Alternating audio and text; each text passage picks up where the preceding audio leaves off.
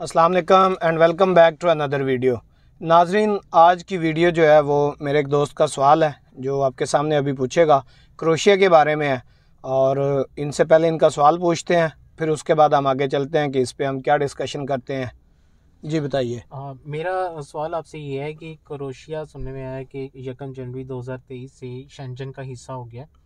तो crochet Shenzhen का हिस्सा होने में इसमें पाकिस्तानी और हम जो इंडियंस हैं और पाकिस्तानी लोग हैं, इनको इसमें क्या बेनिफिट मिल सकता है? देखें जी, जो क्रोशिया है वो 27th कंट्री है जो इस वक्त शेंजन कंट्रीज़ का हिस्सा बना है।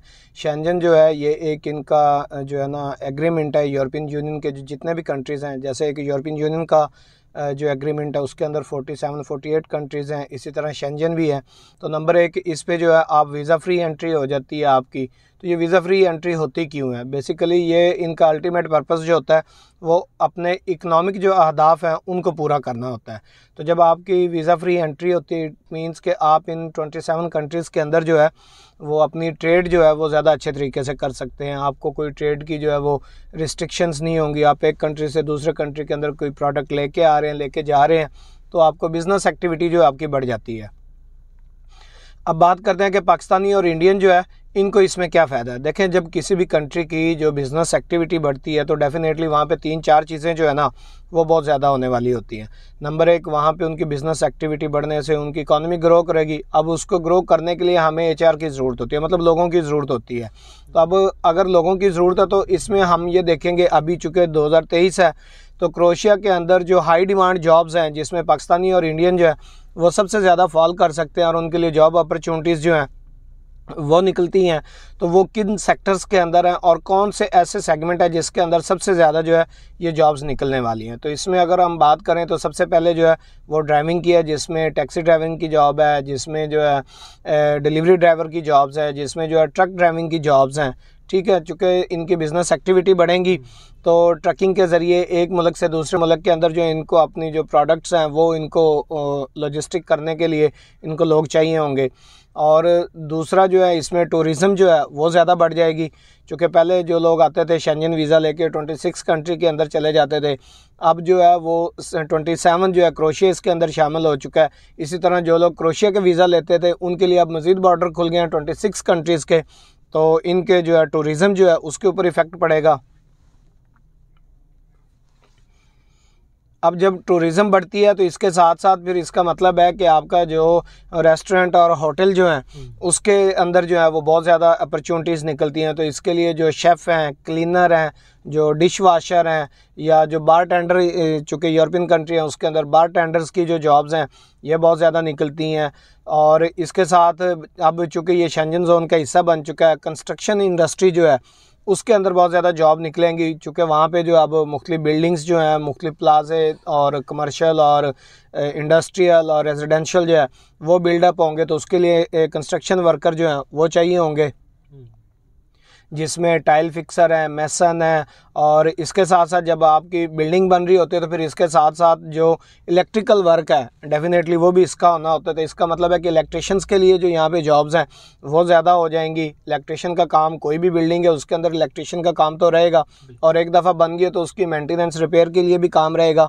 तो ये इलेक्ट्रिशियन का काम जो है वो भी इसके अंदर बढ़ जाएगा, कंस्ट्रक्शन भी हो जाएगा, टूरिज़म भी इसके साथ शामिल हो गया, होटल इंडस्ट्री भी शामिल हो गई है। और इसके साथ जो है ड्राइविंग है, वो ट्रांसपोर्ट करने के लिए चीज़ों को, ये चीज़ भी शामिल हो चुकी है। इसके साथ साथ जो ग्राफिक डिज़ाइनिंग का, अब जितनी भी वहाँ पे है वो चीज़ें जो आपने मार्केट करनी होती हैं, तो ग्राफिक डिज़ाइनिंग, डिजिटल मार्केटर जो हैं उन लोगों के लिए भी ये अपॉर्चुनिटी ज़्यादा बढ़ गई है। ठीक है, उन लोगों की भी वहाँ पे ज़रूरत है। आईटी सेक्टर के अंदर जो है डेफिनेटली इनको बहुत ज़्यादा ज़रूरत है। तो इस वक्त जो पाकिस्तानी और इंडियन, उनके लिए जो क्रोशिया है ये one of the best country है। और इनकी जो हाई डिमांड जॉब्स हैं वो मैंने आपको चंद एक बता दिए हैं, but not limited to these, इससे ज़्यादा भी हैं। वो अदर जो सेक्टर हैं उसके अंदर भी हैं। ये वो सेक्टर हैं एक्चुअली जिसके अंदर सबसे ज़्यादा जो है इस वक्त इन डिमांड है 2023 के अंदर। और 2023 जो है ये जो क्रोएशिया के लिए ये बहुत ज़बरदस्त ईयर है।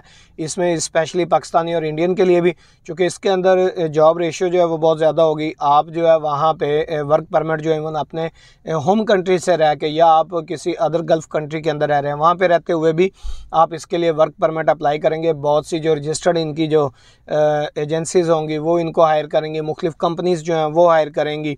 अगर इनमें से मैं कुछ बात करूं तो इसमें जो है एक्सपैट इन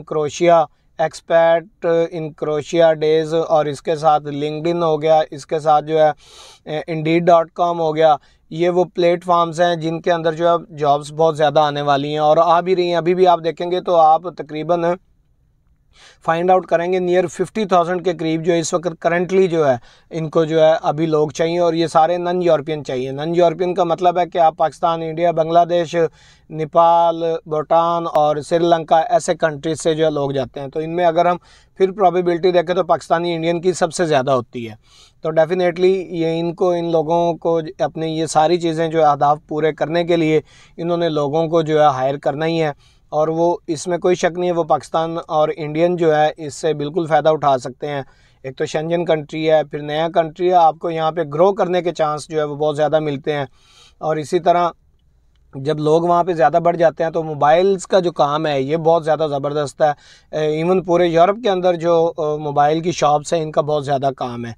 ठीक है, तो ये तमाम चीज़ें हैं, ये तमाम फैक्टर हैं जिसकी वजह से क्रोएशिया जो है 2023 के अंदर बहुत ज़बरदस्त है, और पाकिस्तानी जो है और इंडियन ये स्पेशली इनसे बहुत अच्छी तरह से फ़ायदा उठा सकते हैं। तो